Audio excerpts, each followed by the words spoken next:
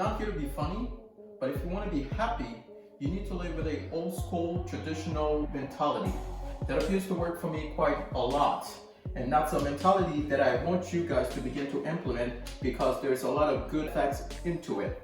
So by contrast, the reason why I bring the subject up is, by contrast, I begin to acknowledge a lot of my liberal colleagues, they seem to believe that having more of a liberal mentality, be very progressive and super liberal, actually brings more happiness.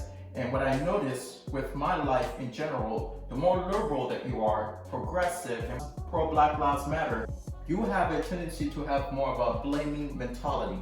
You're blaming everything and also have a tendency of mental health problems. And that's the problem actually with the liberal side of thinking. That's the reason why I think implementing a mentality that is more Republican. So for me, it's been working out well, and I wanted to you watching this video to begin to acknowledge that the traditional and old school, like tough mentality actually get the job done. And more likely, you will become more of a happier person. And that's one message I want to leave you for today. And if you have any chance, just begin slowly by implementing that mentality. The city way of thinking is not the best way of thinking at all. And just by taking your time, diving into the Trump mentality, you would realize that a whole lot of things about your life would begin to change. Okay.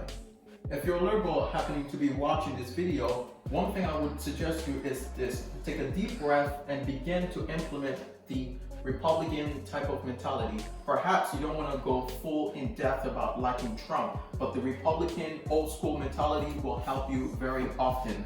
Anyway, that's all the message I wanted to leave you with today. If you have any questions, you can always reach out to me. And yeah, I'm looking forward to posting more videos. Thank you so much.